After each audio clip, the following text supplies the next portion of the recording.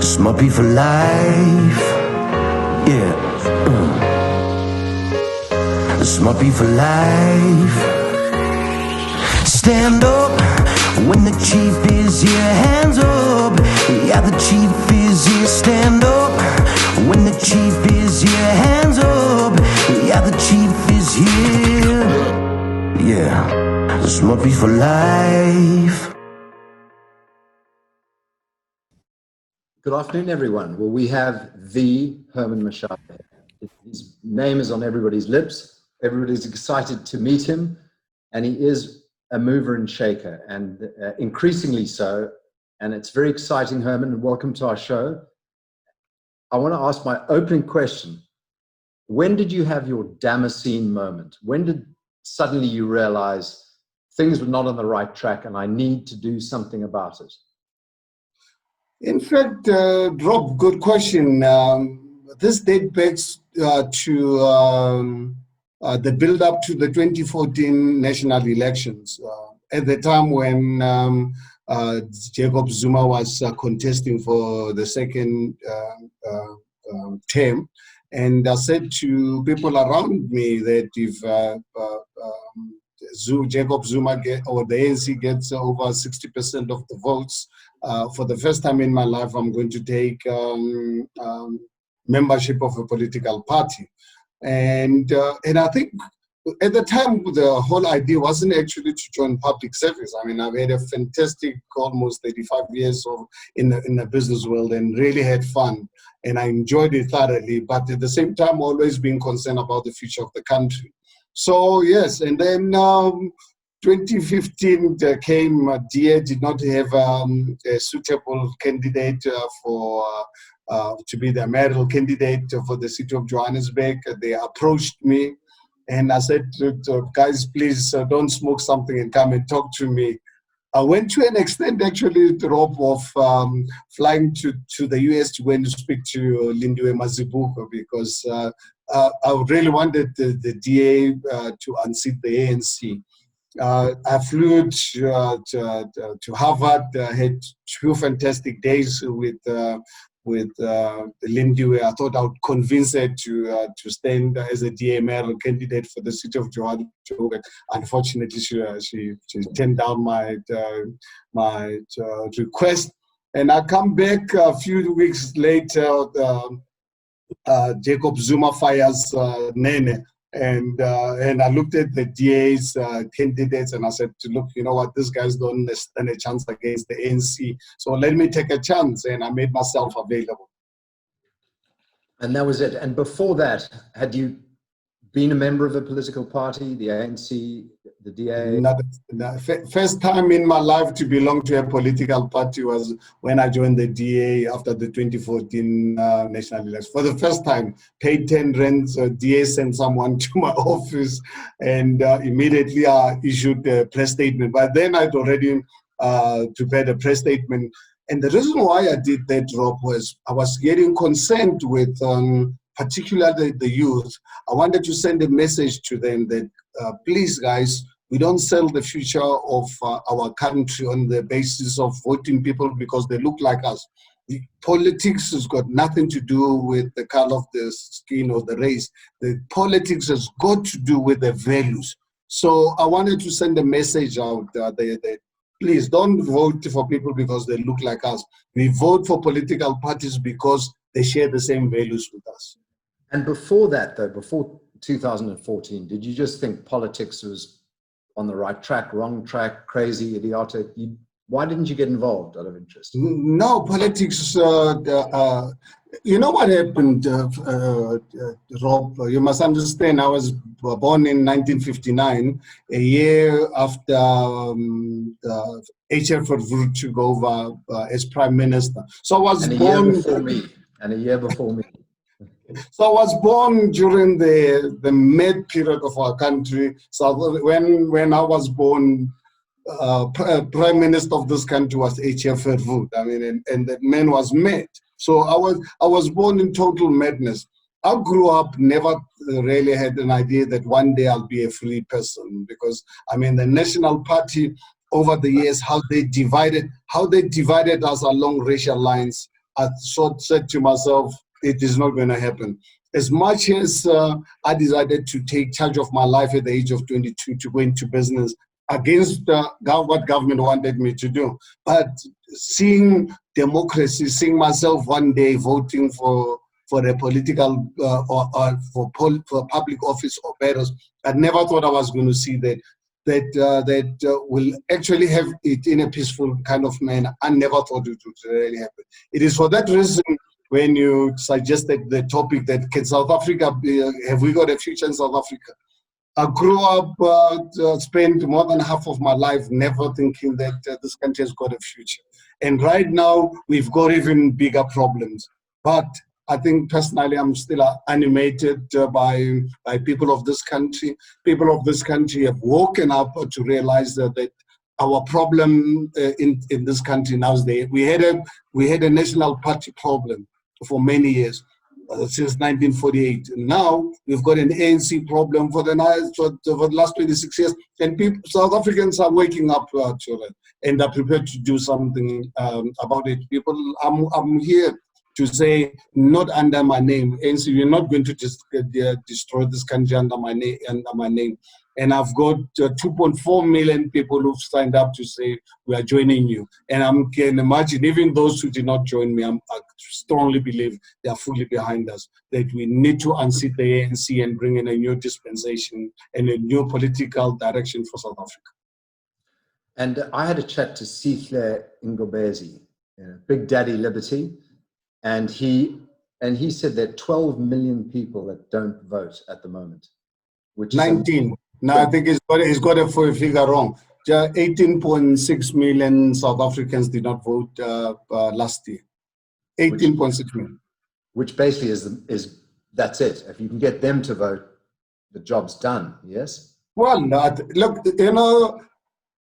I just want to really warn people of South Africa that it is possible, and we are going to do it democratically to unseat the ANC. If you look at the ANC over the last few elections, they lose between 2 and 3 million voters from one election to the next. So right now they are in power. Yes, they won, and won fairly. If one would really take it, they've got 57% of the votes, but they lost 2.5 million the voters. And I can tell you, come to in 2024, they're going to lose at least another 2-3 million. So there'll be 6 million. Now, if you look at the voting population of South Africa, it's just over 26 million. So if there's 26 million voters are going to be allowed to be governed by 6 million people, then we must take the responsibility. Those who don't go out and vote, because we are the ones putting the ANC into government. What you just said is 100% correct. 100%.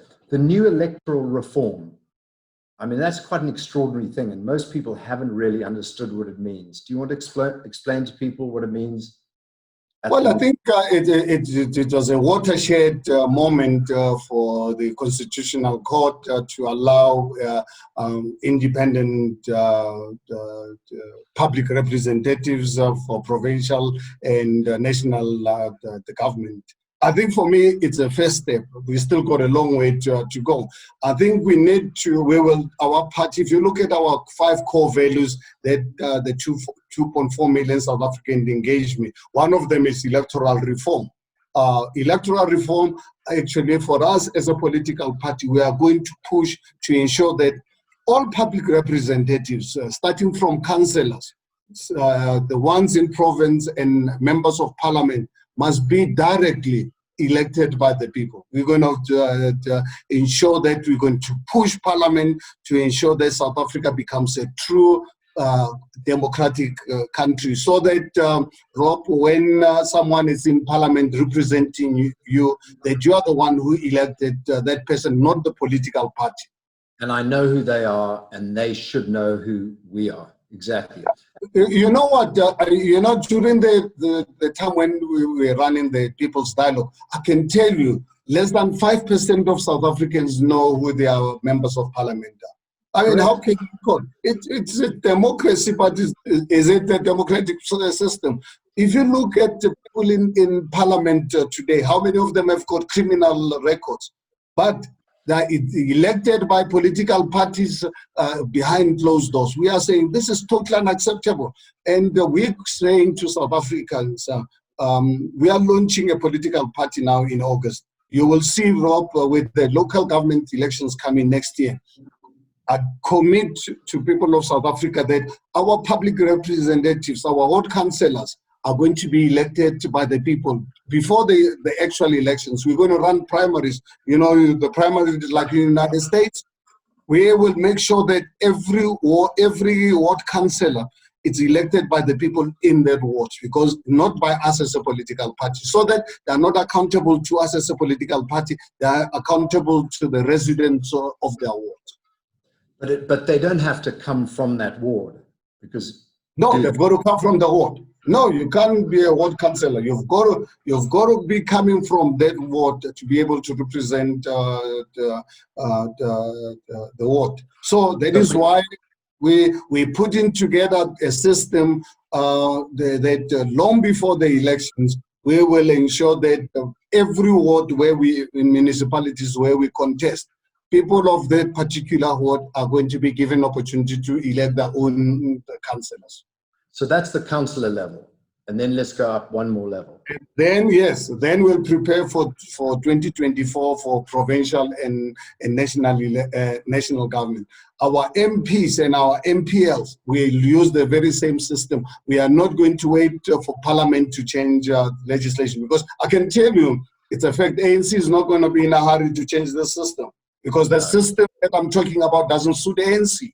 Because ANC prefers to be the one deciding who must be in parliament, and to be in parliament, you've got to have a criminal record. No, what we say, this is because it's not about civil society. So what we are saying is, fortunate enough, the constitution of this country allows us as a political party to force parliament to change. Because you can imagine right now, all the political parties in this country, they don't like primaries, but we're going to practice them. It's going to cost us money, but it's very important that because we want the 19 million people who were saying they did not have a choice. They did not have an option in terms of political parties. We have a choice, because you are giving you an opportunity to decide who must represent you in council, in parliament, and in the province. You know, Herman, behind you, you've got the marvelous virtual wall map with your 5 People's Dialogue core values. And I think it would be useful for our audience if you just quickly talk about the 5, because they are fundamental. I mean, fundamental, but not currently respected by the existing government. You know, non-racialism. Yeah, well, these 5 core values, why we've got them, and they're not negotiable. If you don't really believe in this core values, please go somewhere else. Don't come anywhere near us. The first one, we are saying, as a party, we commit to non-racial South Africa. And it's not something that we're going to leave it to chance or go to church or to mosque or to shop. It is something that we as a party, we're going to drive to make sure that we create a non-racial society, and we're not apologetic to anyone. If you're looking for a racial party, honestly, I'd love to have your vote, but please go and give it to someone else if you believe in racialism. I mean, you can watch in the last few days, I've had some mad people. Honestly, I take them to be mad. They see this webinar, and the people accuse me, says, Herman, you're going to be, you're taking it for granted, you're running a webinar being interviewed by a white person. What kinds of, you've got to be mad, you've got to be insane, you've got to be, there's no mental institution that can ever fix a person like that. You can imagine something actually in this. So for you, non-racialism is not negotiable. Secondly, we believe in free market economy. I'm sure, Rob, you know, I'm a capitalist, and I'm unapologetic about this. That's why I've written a book called The Capitalist Crusader. I'm a capitalist crusader. You know, we want to have a government that creates an opportunity for everyone, and the private sector must be the one driving the economy. So we know, if you don't believe in free market economy, you believe in this nonsense called socialism and communism, go to lots of political parties that offers you, not us. Don't come and disturb us. You're If you don't speaking my language. don't even come and talk to us. We believe in social justice. South Africa being the most unequal society in the world, we are committed to, within the next 15, 20 years, I'm saying to South Africans, let's build a strong middle class, so that we don't have a situation where you've got very few people excessively rich, and then you still sit with people who are extremely poor. The situation is not sustainable. So we are going to come out with programs where, while we creating an unracial society, we allow the private sector to provide economic opportunities for our people. There must be social justice so that we deal with this inequality. We believe very strongly that these three things that I've spoken, these three core values, for them to be a reality, we need the rule of law. Without the rule of law, all these three are not going to happen. So that people must feel safe in South Africans must feel safe, not the criminals. We want South Africa to be a safe place for law-abiding citizens. South Africa must be uncomfortable for criminals. All these politicians are stealing public monies. We must put them and lock them away. We must control our borders. We must allow and arrange people of the world to come to South Africa, but they must come here legally. And when they're here, they must respect our laws. South Africa was built at the back of migrants, and we want to encourage that. We want foreign direct investments, not to come and invest in the JSE. We want them to come and invest in brick and mortar, so that our people can get job opportunities.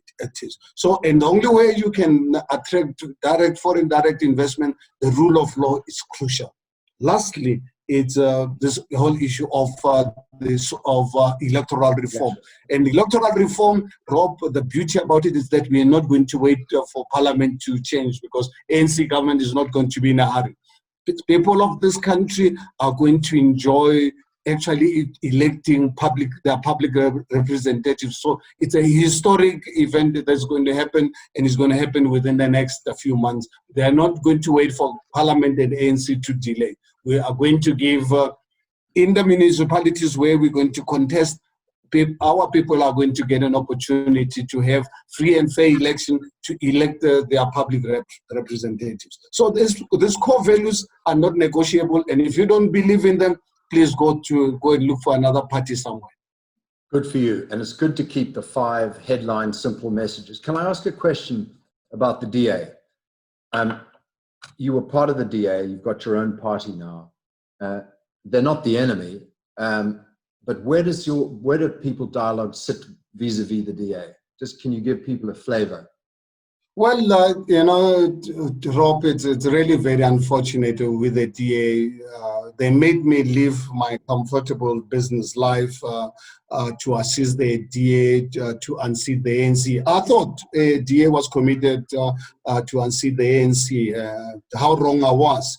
That DA actually worked with them for 3 years, and in the 3 years that I was the executive mayor of the city of Joburg, after removing the ANC, only to discover that DA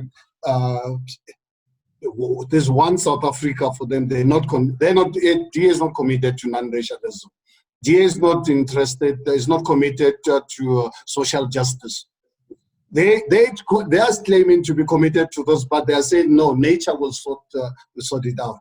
You want to deal with social justice, they are not interested. You talk about creating a non-racial party, they're not interested about it. And that's really quite unfortunate about it. And that's why I decided, let me not associate with a party that say something and but practice something. You know, Rob, I keep telling people about my old man, my grandfather. You know, I lost my father when I was 2, but I had a father figure from my grandfather. And he taught me one lesson that I keep wanting people of the world to really know. He always said, my boy, one thing that you must learn in life, listen to people, but ultimately believe what they do than what they say. And basically for me, it's I listen to the DA. but what they practice and what they do, two different worlds. Let's talk about the ANC now. Olivia Vaughan has asked a question. She's up in Johannesburg. Are the ANC using identity politics and the pandemic to try and push out the local elections? Yeah, well, absolutely. I mean, the ANC has become one of the most brutal, dangerous racist party. Party of Nelson Mandela, the party that I voted for on the 27th of April, 1994, and I voted for them again in 1994. They sold as this Rainbow Nation, sold it to the world, and we became proud people in South Africa. We became the envy of the world. Today, for them to stay in power, race is the number one card that they're using. And it's unfortunate today with this coronavirus pandemic, they're using it now to remain in power. Coming out even trying, because knowing that they're in trouble, saying no, they want to move local government elections to 2024 to synchronize the two elections after obviously the Constitutional Court judgment a few weeks ago. But one thing I can tell ANC, they can forget about it. If they want to synchronize local government and national government, the only time I will accept it, and South Africa will accept it, let them then bring national elections to 2021. Next year, so we still have time to. But we are not going to allow local government elections not to happen because ANC is worried about losing the metros, and they are going to lose all the metros come next year. Olivia also asks a question that's quite an interesting one. I mean, your message as a businessman, as a self-made man, will resonate with urban people, in the metropolitan centers. Is it the same message for rural voters, and how do you address them? How do you speak to the rural voters?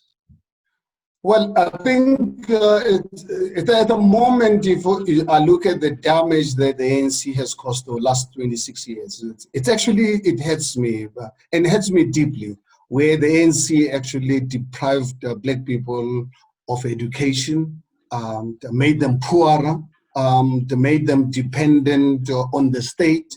It's really very unfortunate. So right now, I can tell you,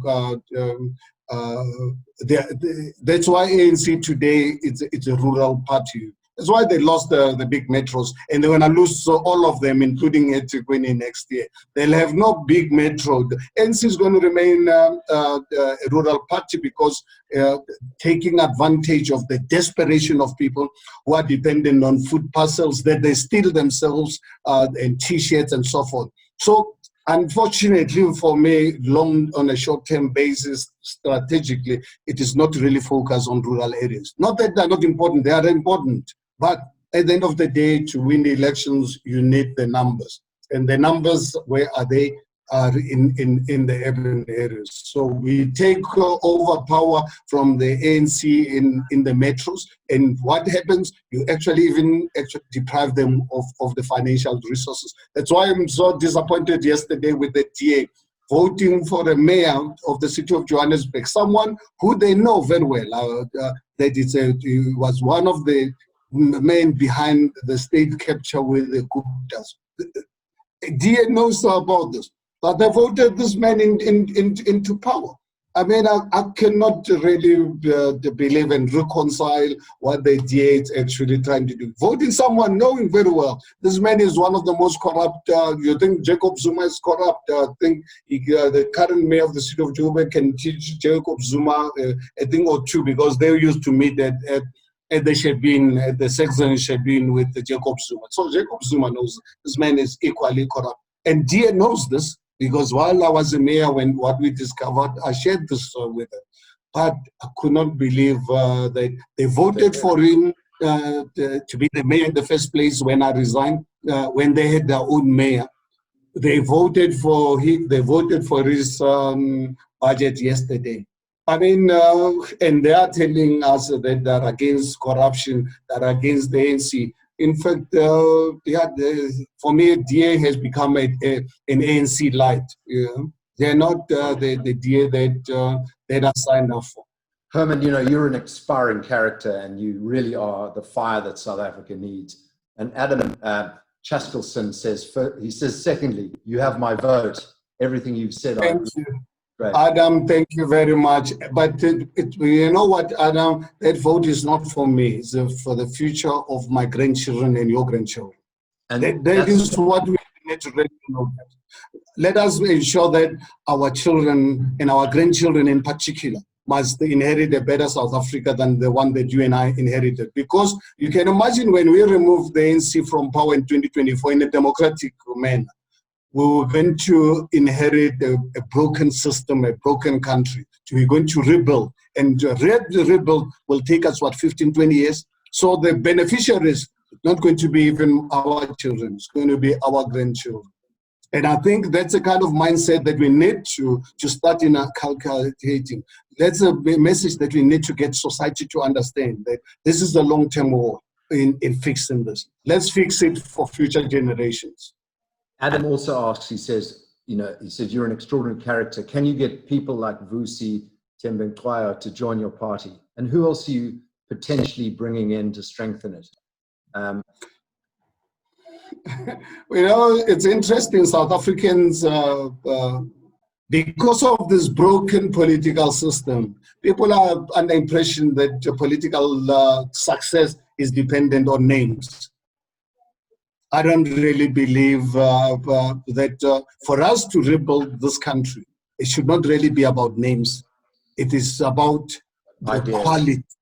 It is about the quality, commitment to public service. So that is why we're, in terms of what I've already said about the electoral reform, we are not going to really elect you behind closed doors because you are a popular guy, you drive the most expensive car, or you speak a lot.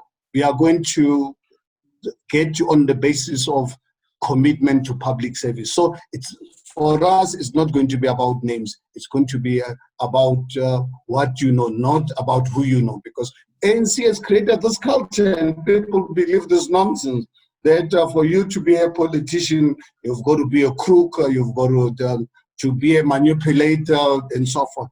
Those days, we want to actually destroy them and destroy them deliberately, so that people must actually believe in ordinary South Africans. Be a teacher. When you become a principal of a school, you must not become a principal because you've got connections within COSATU. You must be a principal because you know what? You love the community, you love to be a school principal and a teacher. And you're good at it. And you're the right person for the job. I agree. Absolutely. Mark Slingsby asks, what do you think of BEE within the social justice area, black empowerment? It began with a good idea. Has it been implemented right? How could it be changed for the better? What's your view on that one? I think, BEE, it's such a controversial kind of subject. Which, when ANC introduced broad-based, remember they came out with broad-based black economic empowerment, with Cyril Ramaphosa being the chairperson of that commission. And I challenge anyone you can do your research. Some of us supported this because they were talking about broad-based black economic empowerment. In the meantime, they were talking about a patronage network. Here we are 26 years later, the system has failed. So don't talk to me about the ANC. We need to create an inclusive economy, but it must be an inclusive economy based on incentives, encouraging South Africans to work together. Fortunate enough, I've got experience. I started a manufacturing business in 1985, January 1985 in Garankuwa. When, as a black man, I was not allowed to go into business. And then ask yourself, how did I actually get the expertise to manufacture? Because I was a trader. I'm a trader myself. I'm an entrepreneur trader. You know what? I took a chance. I recruited an Afrikaner called Johan Kriel from Boksburg to be my equal shareholder. I said, Johan, you can manufacture this product. You are working for someone else. Let's go and make these products ourselves. A few years later, I used to have an Indian guy who was my auditor. Few years later, with my business growing, I said to Nisar Dawood, I said, Nisar, you know what, instead of running this thing, running an auditing firm, you can see how our business is growing. And can you close your business? Basically, I bought this business, brought it into my business. In the 80s, so I've got practical experience of working with South Africans, creating a non-racial society, an inclusive economy. But you don't do this by the stick or by punishing people. What you do, you use the carrot. And that's really what we do. We want to create an inclusive economy, but we don't have to really punish people in the process. We've got to encourage South Africans to work together. And one thing I know is that South Africans are willing, both black and white South Africans want an inclusive economy, but it must be an economy that we don't destroy the current one, encourage. Let us invest in education, massive education, where 26 years later, our kids are still going into school in mud schools. Look at the crisis now with COVID. Discovered several Ramaphosa and the ANC are shocked that schools in Soweto don't have water, they don't have toilets. Totally unacceptable. So let us invest in growing the economy. Let us invest in education. Let us encourage black and white entrepreneurs to work together. Let's give them incentives to work together so that 20, 40 years down the line, we've got an inclusive economy that is growing. But don't punish people, because punishment, ask the Russians when they tried this from 1917, ask the communists in China, Mao nearly destroyed that country. You know, 40 years ago, up to 1977, South Africans, even South African black people living in Ramotsi Namaskral, I used to enjoy a better standard of living than someone who lived in Beijing. Look at what Deng has done to that country 40 years down the line. But so we've got examples of failures, but we've got examples of successes where we can learn from. You take a place like Singapore, you take Malaysia, you take, I mean, there's so much we can learn from Southeast Asia. Same, they went through the same colonialism and all the nonsense like we did. But what we've done, we failed. We've got a lot to really learn from Southeast Asia. Kuan Yew is, as much as he has, may his soul rest in peace, but he's left such a great legacy for communist China to be where it is today. That man running a small country, just like, I mean, the same size of Johannesburg, was responsible for the development of that country. He rejected communism. He rejected socialism. He ran a market-driven economy, invested in the education of his people. Look at the way those people are. Look at Hong Kong, and it's unfortunate now they are under attack. But look at Hong Kong. And look at Hong Kong. I started going into those countries when they were still poor, because I had an opportunity to, quite early stage of my life. I could travel the world and study and look at these countries. So there are examples of successes in the world South Africa can learn from.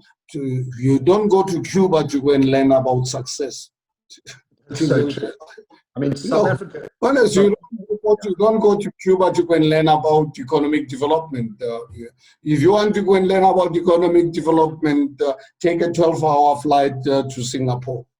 Or South Korea, places like that. Or South Korea, or Hong Kong, and all those countries.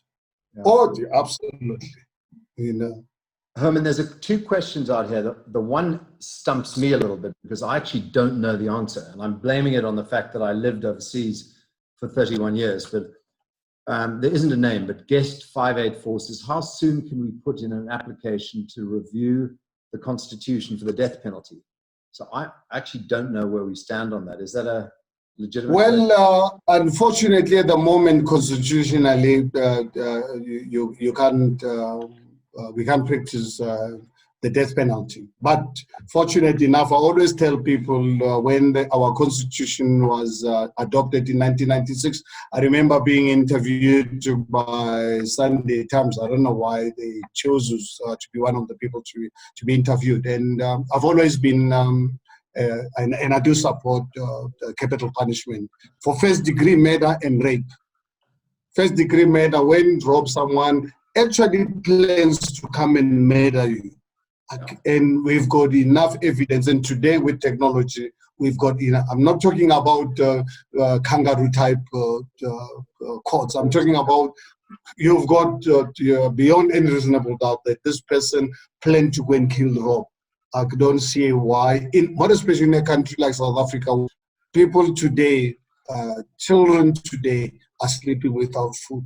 And I must go in to put this man in jail, whether it's going to be 25 years or whatever.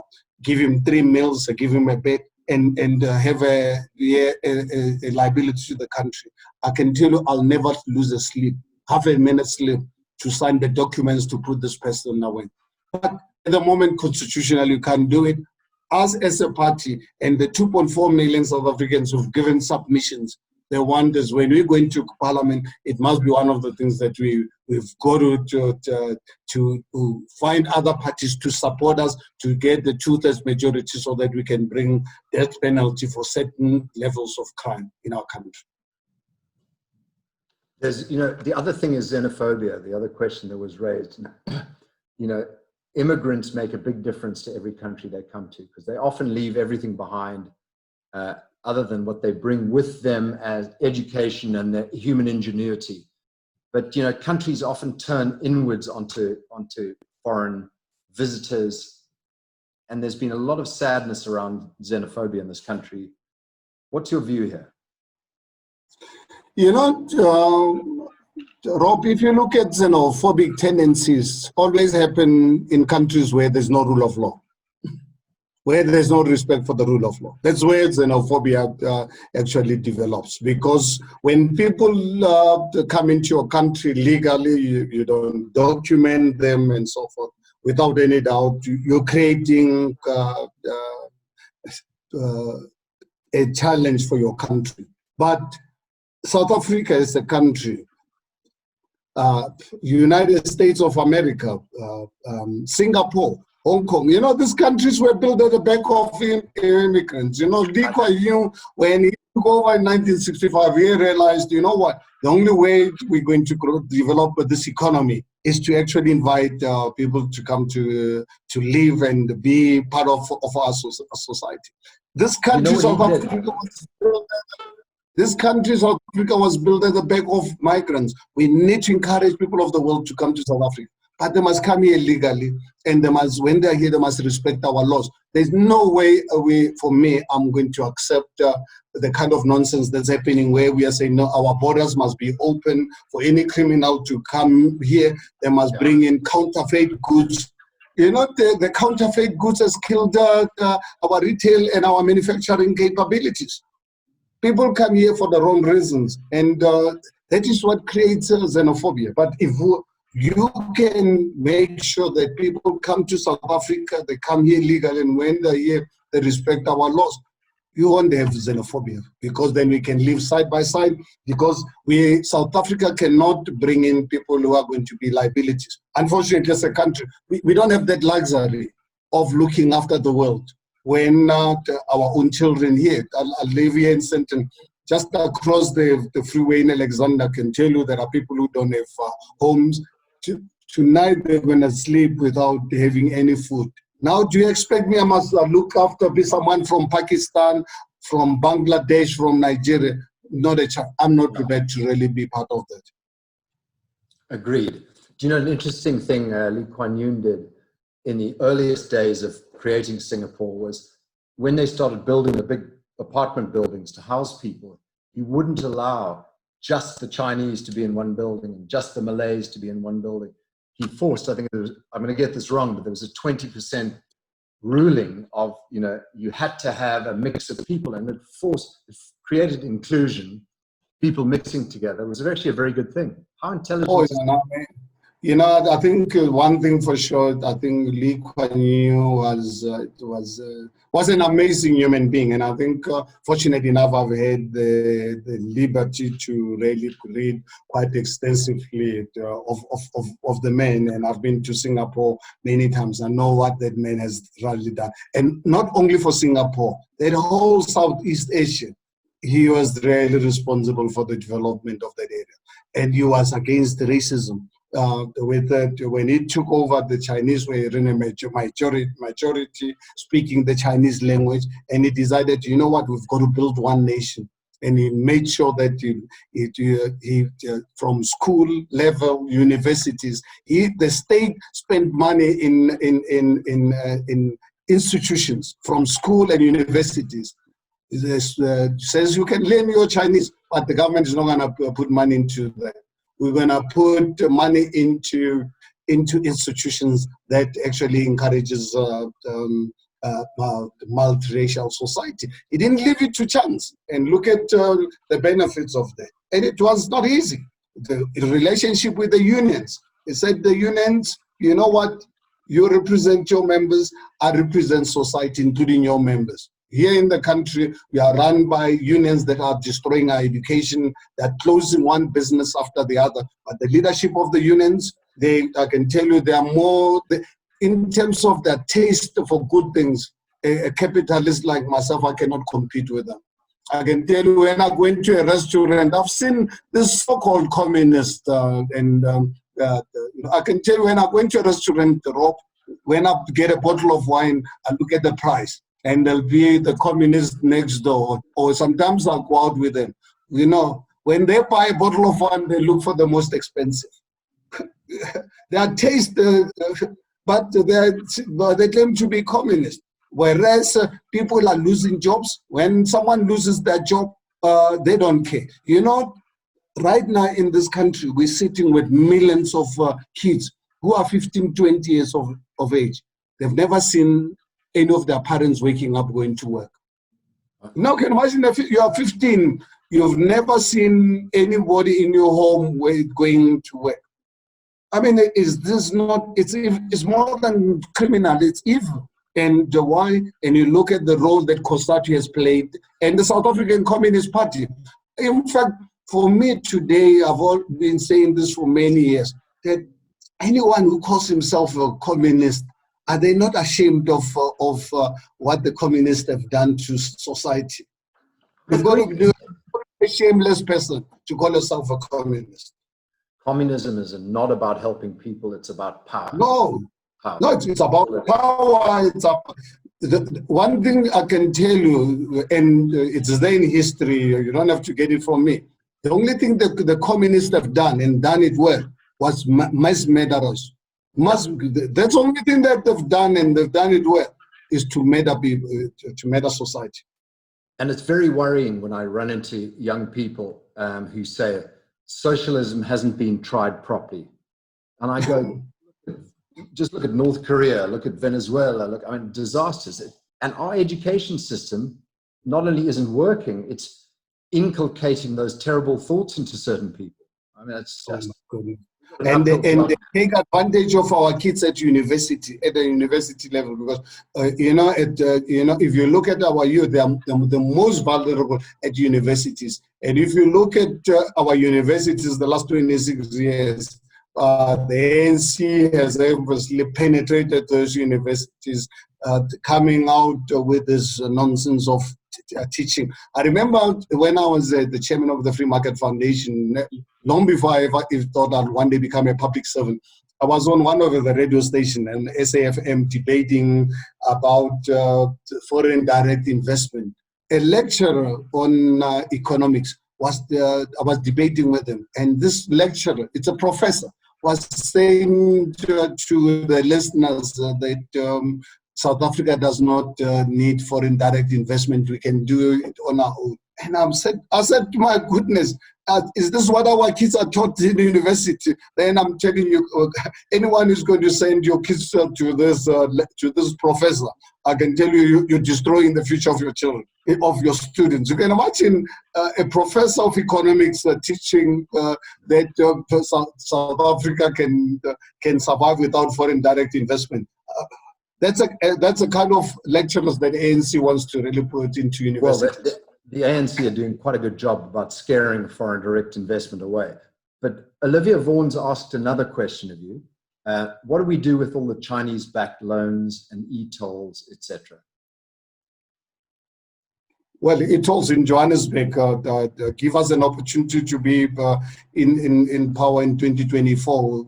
Within the first 3 months, the e-tolls will be scrapped. That's only way. They'll be gone. I can give to anyone in writing, give us an opportunity to really be government. Within 3 months, the e-tolls will be scrapped. Around the Chinese, I think, for us as a country, we must do business with anyone as long as it's at our own terms. Correct. But when you do business, you can run a successful business at the terms being determined by your customers and your suppliers. A successful businessman survives when you're in charge of your own business. And the very same thing applies to the country. I will do business with anyone as long as it's at my own terms. So you've got good news. Carl Fredrik Sameli, who's a Swede that's lived here for many years, has just said that he and his son have sent a donation to the People's Dialogue, and he's nicely put up the website. So hopefully it'll encourage other people to do the same. And he's a fantastic guy, Carl Fredrik. And thank you. Tell him I deeply appreciate this because then will allow me, I don't know how much he's put, but you know what? Every 500 rands allows me to really get a volunteer in Soweto. I can give him airtime and so forth because I've got over 20,000 volunteers who are registered. But these are the young people who are angry. They want a better life for themselves. But obviously, I cannot expect them to survive on fresh air. I just need to give them a stipend to really get a cell phone. I've actually last week appealing to South African, Rob, if you can get me companies that have got laptops that are old. I need laptops because our people are working from phones. Because today we can use technology to really drive our message. So anyone who wants to donate, you've got the laptop that you're not using, please get hold of me. I need it badly. I've got 20,000. So Olivia, before you leave Johannesburg, before you go anywhere else, Olivia, your job is to rally all the S Group people to get laptops to Herman. How's that for a deal? Yeah. So Herman, let's a little bit about you before we wrap up. So tell us about you, the man. You married, children, you have a daughter in America. Do you play golf? Tell us a little bit. Oh, okay. Well, I was born in 1959, 26th of August, by a great couple that got married in 1944, if I'm not wrong. My parents, unfortunately, my father never used to drink or smoke. He was a big Christian guy. Unfortunately, died of natural causes in 1961 when I was only 2 years old. And my mother had to obviously work as a domestic worker.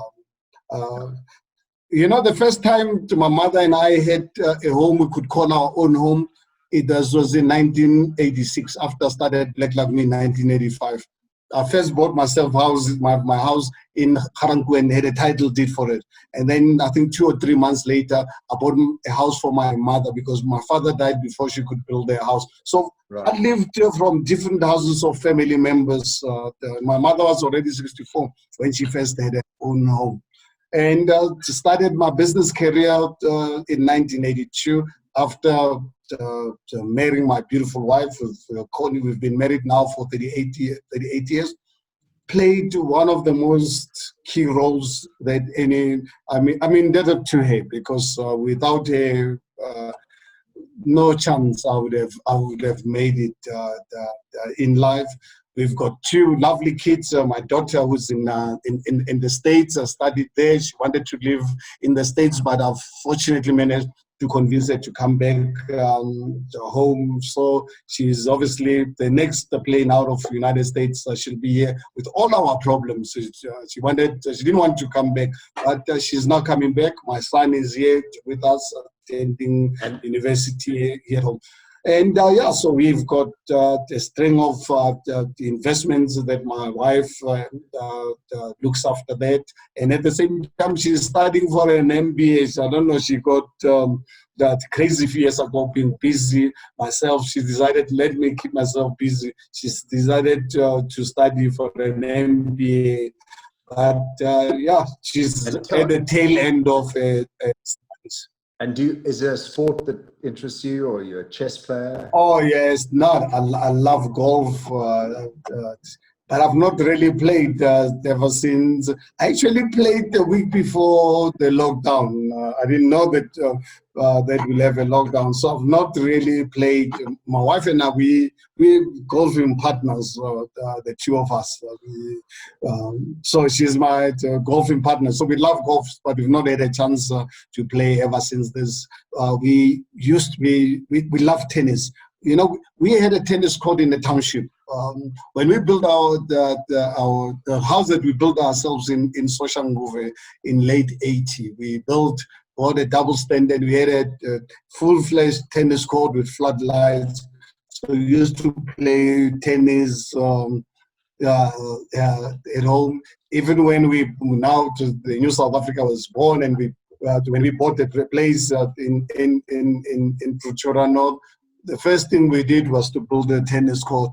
But for some reason, when we moved to Joburg, I don't know, I was busy, stayed in a place where I don't have a tennis court. But I love tennis court. When I'm on holiday, obviously I love to go to holidays where there's a sea, because I like swimming. Yeah.